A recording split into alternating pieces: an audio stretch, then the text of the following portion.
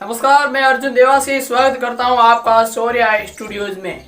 आज हम आपके लिए लेकर के आए भारत चीन युद्ध 1962 का विश्लेषण। आप वीडियो को एंड तक जरूर देखें और चैनल को सब्सक्राइब जरूर कर दें। इस वीडियो में आप जानेंगे कि आखिर क्या वजह थी कि भारत को 1962 के युद्ध में हार का सामना करना पड़ा था, और आप ये भी जानेंगे कि इस युद्ध में पाकिस्तान ने हमारी किस प्रकार मदद की थी, और ये भी इस युद्ध के बारे में क्यों कहा जाता है कि भारत चीन युद्ध 1962 में भारतीय सेना की हार कभी हुई नहीं थी। तो फिर हार किसकी थी? आप इस वीडियो में इन सब पॉइंटों पर जानेंगे। आप वीडियो को एंड तक जरूर देखें और हमें सब्सक्राइब जरूर कर दें।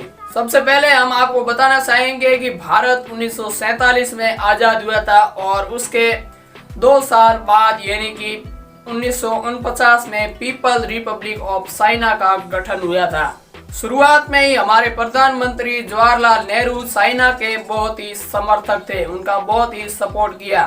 शुरुआत में चीन का रूस, अमेरिका, ब्रिटेन जैसे देशों ने विरोध किया था, लेकिन भारत ने हमेशा चीन को सपोर्ट किया था। इनफैक्ट प्रधानमंत्री जवाहरलाल नेहरू ने अपनी यूएन की सीट भी चाइना को दे दी थी। और इसके अलावा जब 1960 में भारत को वीटो पावर ऑफर हुई तो भारत ने ये कह करके ठुकरा दिया कि हमें वीटो पावर की कोई ज़रूरत नहीं है।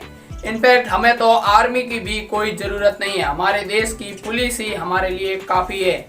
इतना कह करके नेहरू ने वो वीटो पावर चाइना को दिला दी, और ये भारत की सबसे बड़ी गलती थी कि चाइना को वीटो पावर दिलाना। वीटो पावर मिलने के 2 साल बाद ही चीन ने 20 अक्टूबर 1962 में भारत पर हमला कर दिया। इस वॉर के बारे में ये भी कहा जाता है कि इस वॉर में भारतीय सेना की कभी हार हुई नहीं थी। यह हार थी तत्कालीन सरकार की, रक्षा मंत्री वी.के. कृष्ण मेनन की और प्रधानमंत्री जवाहरलाल नेहरू की। दरअसल बात है 1959 की, जब भारतीय सेना के जनरल के.एस. थिमाया थे। General KS. थिमाया को इस बात का अंदाजा पहले से ही हो गया था कि चाइना की हरकत हमारे लिए आगे खतरा पैदा कर सकती है और हमें इस पर ध्यान देना चाहिए, और भारतीय सेना की जो हथियारों की तकनीकी है उसे बढ़ा देना चाहिए, और हमें और जवान इस वॉर के लिए चाहिए होंगे, और भविष्य में चाइना हम पर कभी भी अटैक कर सकता है। ये सब जनरल के.एस. थिमाया ने अपनी बुक में भी लिखा था, और उन्होंने ये बात भी कही कि ये बात मैं पहले से ही जानता था कि चाइना के इरादे कुछ नेक नहीं है। इस मुद्दे पर जनरल के.एस. थिमाया ने रक्षा मंत्री वी.के. कृष्ण मेनन से भी जाकर के मिले और इस मुद्दे पर चर्चा की, और जनरल के.एस. थिमाया ने कहा कि हमें सेना का बजट बढ़ा देना चाहिए। आपको बता दें उस वक्त भारतीय सेना का बजट सिर्फ 305 करोड़ था, लेकिन रक्षा मंत्री ने भारतीय सेना के जनरल के.एस. थिमाया की बात कभी सुनी ही नहीं, और उन्होंने ये भी कह दिया कि हमें इस पर कोई बातचीत नहीं करनी है। देश की सेना को कैसे चलाते हैं ये हम जानते हैं, और सेना क्या है देश के लिए, हमारे लिए सेना कोई महत्वपूर्ण अंग है ही नहीं।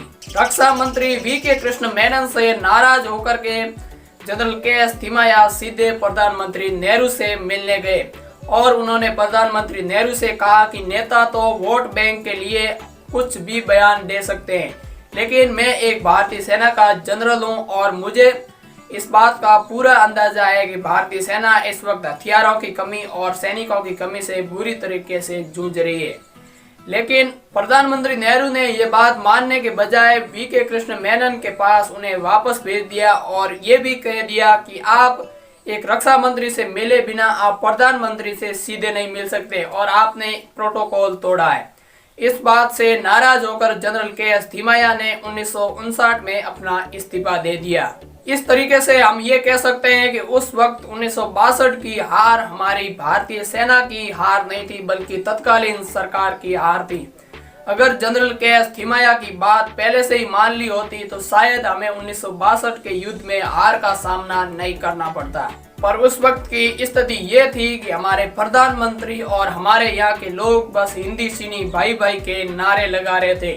इस युद्ध की हार हमारे अंदरूनी लोग ही थे। कुछ ऐसी भी पॉलिटिकल पार्टियां थी जो चीन का खुलेआम सपोर्ट कर रही थी।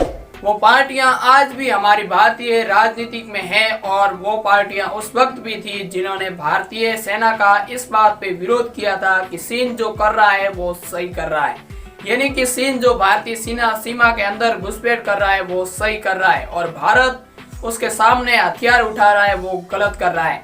ये पॉलिटिकल पार्टियां उस वक्त भी हमारे भारत के अंदर ही थी और आज भी अंदर है, यानी कि हम ये बात स्पष्ट कह सकते हैं कि गद्दार तो हमारे अंदर ही थे। जब चीन ने भारत पर हमला किया तो भारत की सेना के चीनी सीमा के पास सिर्फ 10 से लगा करके 12,000 ही सैनिक थे।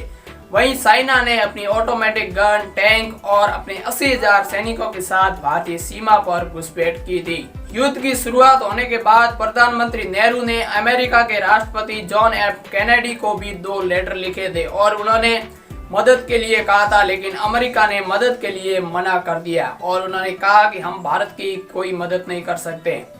इनफैक्ट इस युद्ध में रसिया के अलावा किसी और देश ने हमारी कोई मदद नहीं की थी सिवाय पाकिस्तान के। पाकिस्तान के प्रधानमंत्री अयूब खान ने यह कहा था कि अगर भारत चीन की सीमा के करीब अपने पाकिस्तान की सीमा पर जो सैनिक तैनात है वो ले जाता है तो उसे पाकिस्तान से कोई खतरा नहीं रहेगा।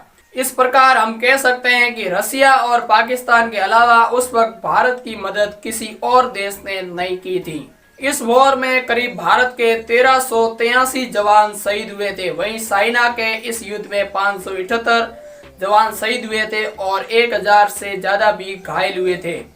ये संख्या चाइना की तरफ से क्लेम नहीं की गई बल्कि ये संख्या इंडिया की तरफ से क्लेम की गई है। हालांकि चाइना अपनी इस तरह के मुद्दे कभी भी पब्लिकली नहीं करता है। उसे कैजुअलिटी तो बहुत हुई लेकिन उसने कभी रिपोर्ट नहीं की कि हमारे इतने सैनिक शहीद हुए।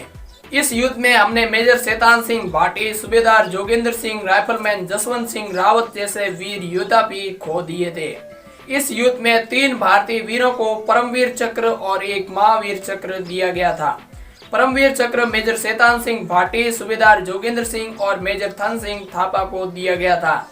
वहीं महावीर चक्र की बात करें तो महावीर चक्र राइफलमैन जसवंत सिंह रावत को दिया गया था, जो 72 घंटे चीनी सैनिकों से अकेले ही लड़ते रहे थे। इस युद्ध में हमें भले ही हार मिली हो लेकिन इस युद्ध में हमें बहुत कुछ सीखने को मिला। अगर ये युद्ध नहीं होता तो भारत आज दुनिया की 100वीं महाशक्ति नहीं होता, क्योंकि हमें इस बारे में कभी अंदाजा लगता ही नहीं कि हमारे लिए सेना कितनी महत्वपूर्ण है और हथियार कितने महत्वपूर्ण हैं। इस युद्ध के बाद ही भारत ने रसिया से रक्षा के लिए समझौता किया और उससे MiG-24 जैसे हथियार खरीदने चालू कर दिए। लेकिन कुछ भी हो, इस वॉर में हमने अपने कश्मीर का 1/3 हिस्सा भी खो दिया, जिसे आज अक्सई चीन के नाम से जाना जाता है। ये सब नहीं होता अगर भारतीय सेना के जनरल के थिमैया की बात VK कृष्ण मेनन और प्रधानमंत्री नेहरू ने मान ली होती। और एक प्रकार से ये हार भारतीय सेना की हार नहीं बल्कि उस वक्त की सरकार की हार थी। इस वीडियो के बारे में आपका क्या विचार है हमें कमेंट सेक्शन में जरूर बताएं और इसी तरह की वीडियो के लिए आप हमें सब्सक्राइब जरूर कर दें। मैं इसी तरह की वीडियो आपके सामने लाता रहता हूँ। तो फिलहाल चलते हैं, मिलेंगे जल्दी नेक्स्ट वीडियो में, तब तक के लिए जय हिंद।